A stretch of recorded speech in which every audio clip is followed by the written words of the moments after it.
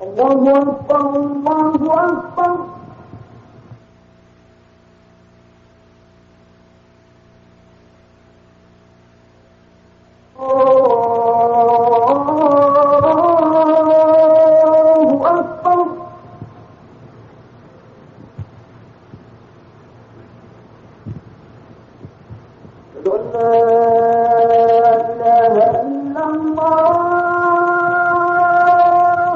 In the name of God, the Beneficent, the Merciful, the Creator and Sustainer of the universe, peace and blessings upon His servant and messenger Muhammad forever. Ameen.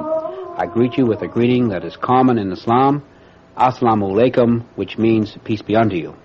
I'm your host, Hamid Rashid. Today we have our 45th program in our series dealing with the social system of Islam. We'll be continuing our discussion of dissolution of marriage in Islam. I have joining me on the program, as usual, Dr. Jamal Badawi of St. Mary's University. Brother Jamal, Assalamu alaikum. Alaikum salam wa rahmatullah. Could I have you very quickly summarize the main points that we touched on in our program last week? Okay, the main issue that was raised really is that divorce in Islam is not as easy as some people may think of it, and that there are certain preventative measures before divorce even take place, like careful selection of the spouses trying to live by the Islamic law in one's relationship to his or her spouse. Secondly, there are certain measures also in case there is a family dispute to try to contain it and have certain measures between husband and wife, if not perhaps involving some relatives in a kind of arbitration. But in no case should swearing or cruelty could be resorted to. And we indicated that all of these measures, preventative or otherwise, do not prejudice the right of the woman to seek divorce if there is a good reason behind. Mm-hmm. Well, now you made some mention of the wife seeking or initiating divorce. I think the common notion about Islam is that divorce in Islam is always the exclusive right of the husband. Could you perhaps comment and clarify that? It's common but not necessarily true. Mm-hmm. In fact, this is one of 4 forms of dissolution of marriage in Islam. In fact, if you look at it in terms of the tradition or most common, yes, most cases the husband divorced the wife unilaterally, but this is one. There are cases also in Islamic law where the wife unilaterally can divorce her husband.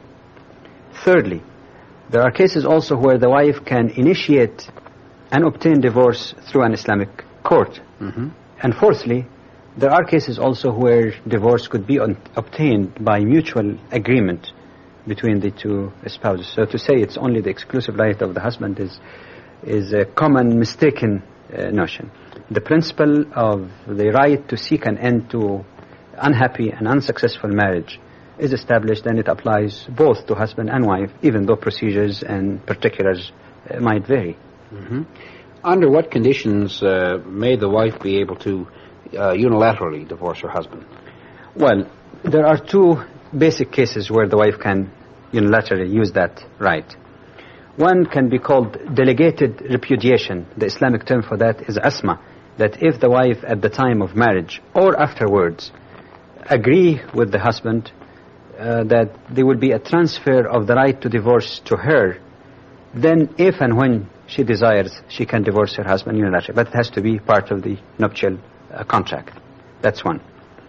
The second case can be called conditional repudiation, which means that at the time of negotiating the marriage contract, the wife could stipulate that the husband should be obliged to fulfill X, Y, Z duties, or that if the husband commit A, B, C type of acts against her, let's say cruelty or mistreatment, then she would have the right also to divorce him, because as we indicated in a previous program, marriage contract also is both a religious as well as a civil contract, where conditions which are not contrary to Islamic law must be implemented and enforced. There may be difference between Muslim jurists about the nature and the specific format of these 2 types, but there is basis for this unilateral divorce even by the wife. Mm-hmm. Well, you also mentioned that a Muslim wife may seek divorce through the judicial process. That's right. What are some of the acceptable grounds to seek such a divorce? There are several grounds. Let me give 7 as example to show the spirit of Islamic law in this. First is the inability or refusal of the husband to provide for his wife, even if his wife is rich. Because in Islam, it is the full responsibility of the husband to maintain his wife. And this is the opinion of the majority of jurists, including such towering figures as Malik, Shafi'i, and Ahmad.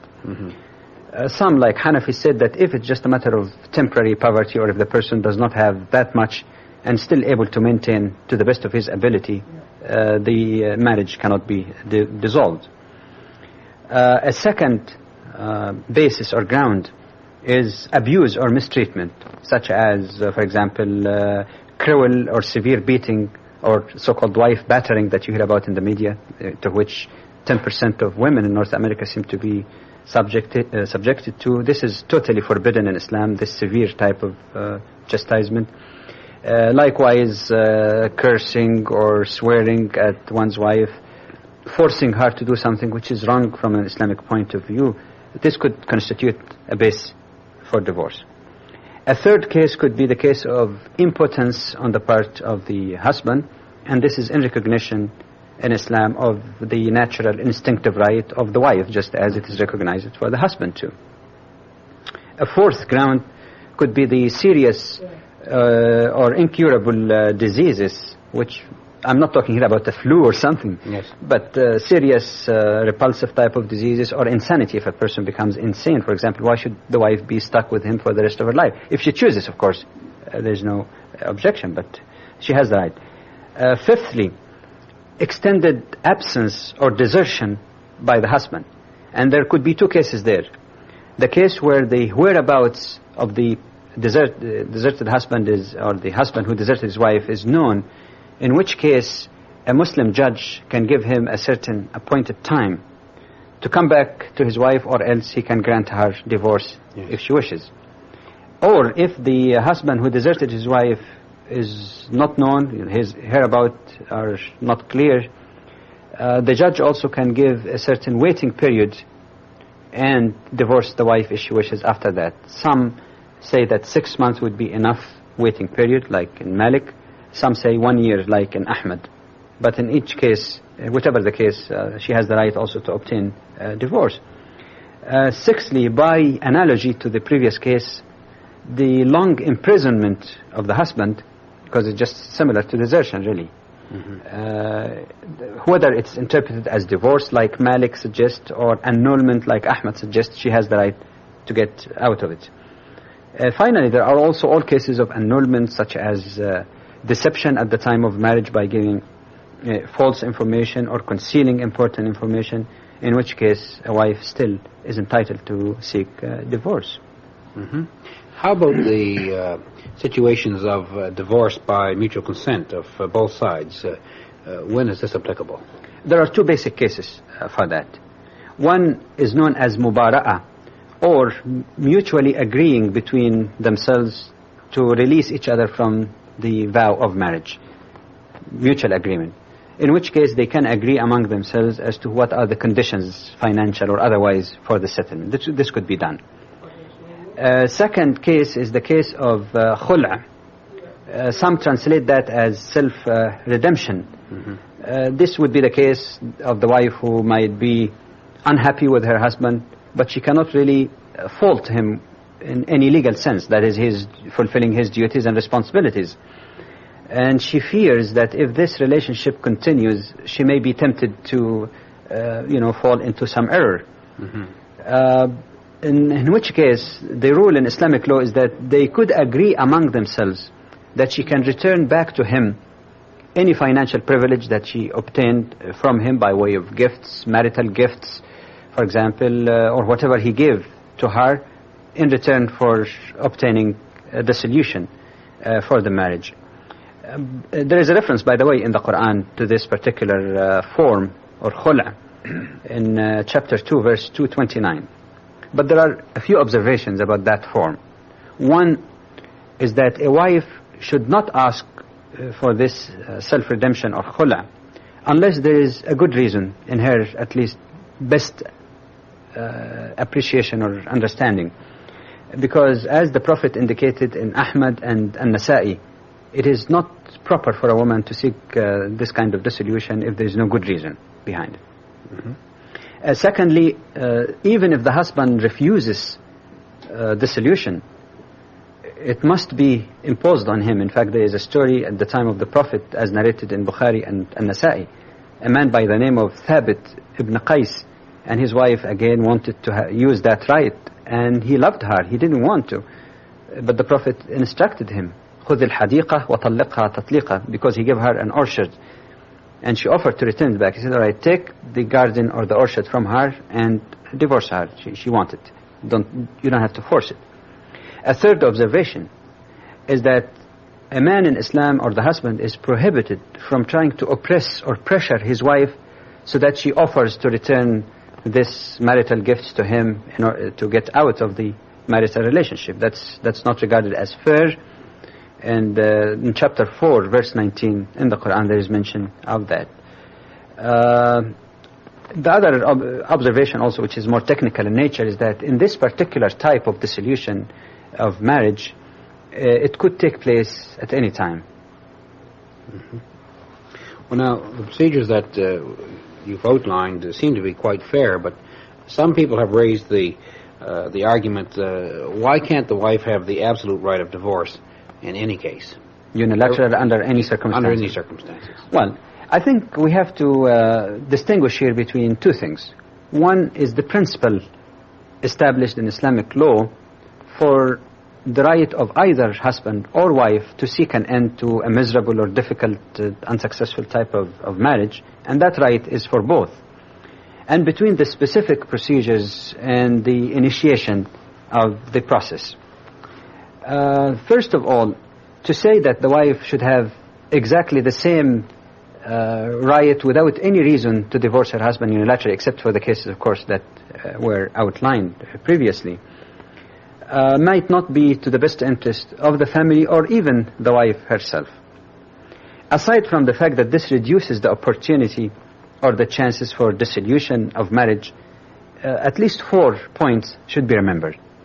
First of all, the purpose of marriage in Islam is continuation, is permanency, and not just divorce or dissolution.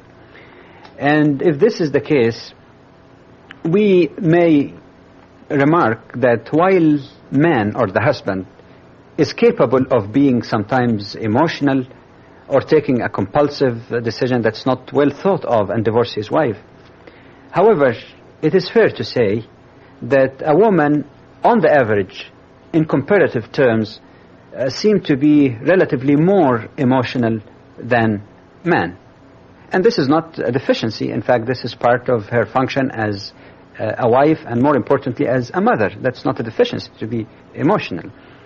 But the danger also of that emotionality, if the wife can divorce at the spur of the moment without any waiting or procedure or certain restriction, that she may destroy her family and future and then regret it when it's too late to make correction.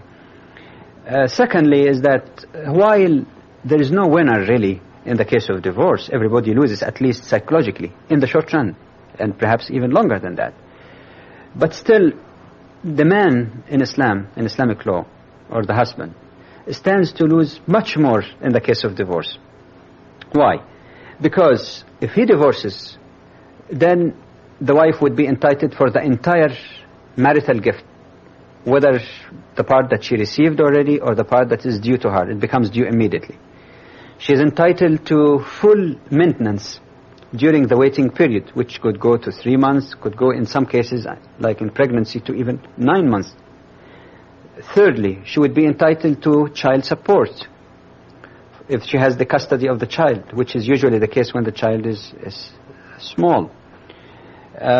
Fourthly, according to some jurists, she is also entitled to another consolation type of payment as a result of divorce. Some extend it as 1 year type of maintenance, or to complete 1 year at the expense of the husband. If you look at it the other way around, you find that the wife does not suffer financial losses as a result of divorce. her property before marriage remain intact and does not transfer to her husband whether she is married or divorced. Anything that she earns on her property during marital life, she is not responsible to pay a penny to her husband or spend on household. So this really shows that in the case of divorce, it is man really who stands to lose a lot more financially, at least in the context of Islamic law. And this may act as a natural deterrent on the husband taking a compulsive action towards divorce. He stands to lose a great deal, more than the wife does. And on the other hand, it would be unfair for with all the financial securities and privileges given to the wife but not to the husband in Islamic law, that she can at any time divorce her husband and still keep all the gifts and property that he has given to her, whether or not she has a good reason for divorce. In fact, a third point perhaps could be raised here, that if Islamic law did not provide some control on this, any unscrupulous woman could get married and divorced so many times as she wishes, and every time she gets the marital gift, which could be substantial, she get all the expenditure, she doesn't have to spend a penny, and just keep doing that and perhaps exploit also. Islam and Islamic law does not only protect the wife, it also protects the husband. I mean, he's entitled also to some protection against possible exploitation like this. The fourth point is that with all of these controls, even as indicated before, if the woman has a genuine reason to ask for divorce, the avenues are open in the variety of ways that has been already been described. Well, for many people who are not familiar with the Islamic system of law, it's surprising that in some circumstances parties may be able to obtain a divorce without resort to the legal process. So they ask the question, well, why aren't both sides required to seek divorce only through a court of law? You mean no unilateral by either side, or even excluding agreements? Yes, between? Right. Well, first of all, if there is an agreement between both sides, and they find that this is mutually beneficial to them, like the various cases we described, mubara'a or khula, the various techniques, why should the court impose their will on them? Okay, that's one. I'm not saying that society has nothing to say, but there are cases where it's mutually advantageous for both of them. But more importantly, I think, is that to have divorce through courts result in lots of delays, as any judge, family judge can tell, the delays and waiting long time. And during this period, a wife is prohibited from remarrying, and sometimes it takes years in litigation. Secondly, to go to court in a family problem without really a strong justification generates a situation where every side would have to justify to the judge that his or her spouse is at fault, and trying to reveal all kind of weaknesses, rightly or wrongly, which of course is not a very pleasant situation. In fact, this bitterness resulting from legal litigation, if they were permitted in a widespread manner, could destroy any opportunity for future reconciliation. Another reason is that divorce and marriage is something that is very personal. There could be a very personal and private reason for a man or woman to seek a divorce. And these psychological reasons for people who are not uninvolved directly in the marital relationship might be very difficult to appreciate and evaluate. There are cases, of course, however, where injustice could be inflicted unless the law or the court of law, Islamic court of law, can step in which case we said that there's the door open. But Islam does not encourage having every case just being presented before a court of law. And we have seen in a previous program that in some cases family arbitration could solve the problem. Even private arrangement between husband and wife to agree on certain arrangement might save the marriage without undue interference on the part of others. But mind you, even in the case where the husband uses the unilateral right to divorce his wife, it is not just something that takes place on the spur of the moment like that. There are certain restrictions and controls also, conditions to be valid. Well, could we perhaps have you comment on some of these conditions that are necessary for the validity of divorce? Okay, for divorce to be valid, the husband uttering the divorce must be sane, must be conscious, under no compulsion, so not that his father say you have to divorce your wife or something, no compulsion, and he should really mean fully what he says when he utters divorce. A second condition is that the word used for divorce should be clear and unequivocal in terms, the terms should be unequivocal. Whether the divorce is, or the word is direct or indirect, in writing or orally, in person or through a messenger, it has to be clear and unequivocal. A third condition is that a person cannot divorce his wife at any time. There are certain restrictions and certain periods where divorce is forbidden. And fourthly, it should be noted that the first three conditions automatically eliminates from validity of divorce the case of a person who is under the influence of drug or alcohol, a person who is intoxicated, which is prohibited in Islam in any way. But if that happens and he divorces, that's not regarded as valid. Secondly, it also excludes people who utter divorce unseriously, just like in some cultures, a person say, oh, you must be my guest or else I'll divorce my wife. You must do this or that or else I'll divorce my wife. This is regarded as lagh, or just vain talk, which is not to be taken seriously. And some jurists said that the atonement for uttering this would be to feed 10 poor people or to fast 3 days to atone for it, but divorce will not take place. And this also eliminates or excludes the case of divorce under certain types or states of anger, where the person does not appreciate what he says. Well, now that is an interesting area, because almost any divorce is going to involve some level of anger and upset. How can you distinguish between the various states of anger which may result in a validation or invalidity of a divorce? Well, a very nice subdivision was suggested by one of the great jurists, Ibn al-Qayyim, and he said there are 3 possible cases or degrees of anger.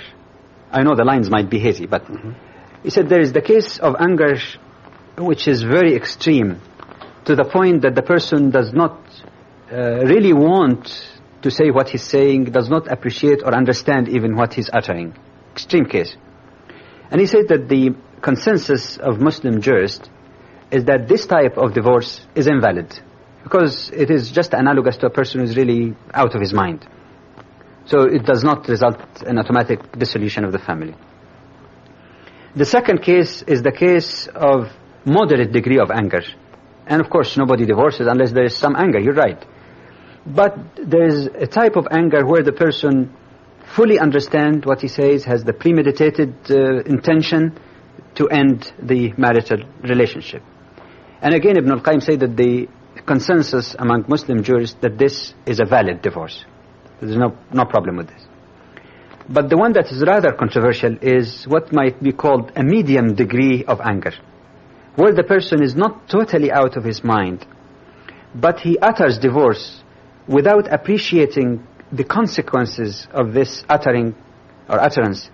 And as soon as he utters divorce, he started again regretting, or shortly afterwards he started regretting and wondering why did I do such bad thing.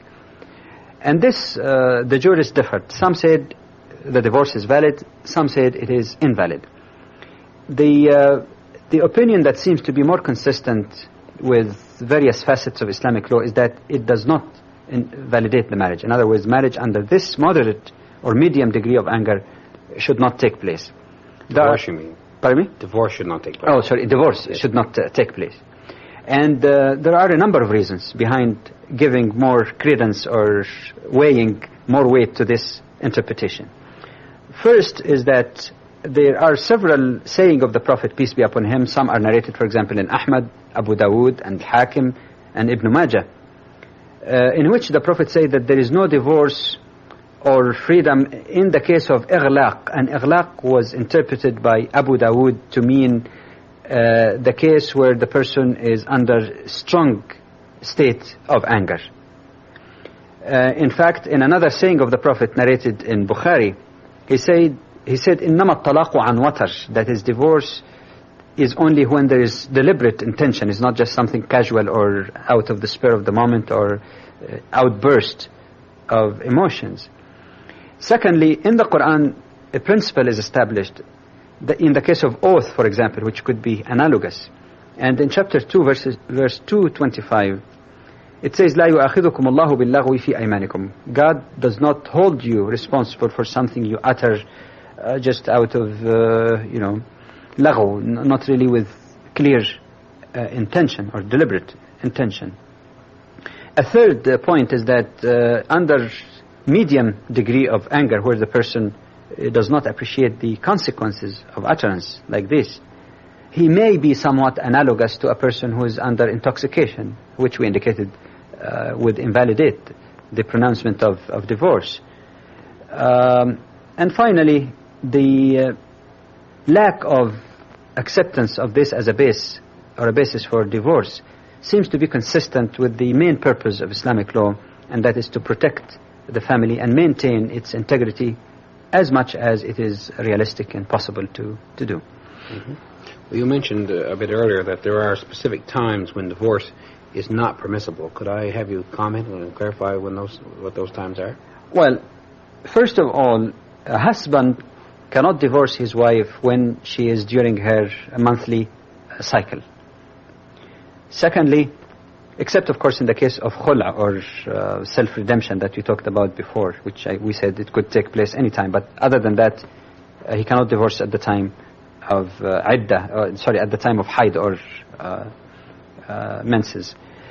Secondly, even if the wife is not going through her monthly cycle, which is the case which is called, according to one writer, fresh purity, that's after the cycle is finished, he cannot also divorce her during this period if intimate matrimonial relationship took place. So that period also would be excluded. He has to wait until the following cycle, and then after the cycle is over, then he can pronounce divorce. Thirdly, a husband in Islam cannot divorce his wife during the postnatal recovery period after childbirth. Divorce under these circumstances or these particular periods is regarded as contra sunnah divorce or bid'i, which means divorce which is contrary to the path of the Prophet or contrary to the Islamic law. Some jurists go to the point of saying that it is invalid and the husband would be required to repeal it and then pronounce it or utter it in the permissible times. So these are the times where divorce could not be regarded as legitimate. But of course, if divorce has taken place and if the required waiting period has elapsed, a husband has no right to keep his wife or force her to stay without releasing her, like the Quran indicates in chapter 2 in verse 230, that you should not hold your wife just for the purpose of hurting her or oppressing her or pressuring her once the various requirements and waiting period has already elapsed. Mm-hmm. But we'll end it at that for today. We want to thank you for watching our program and invite you back next week. Assalamu alaikum. Peace be unto you. Allahu Akbar, Allahu Akbar. Allahu Akbar, Allahu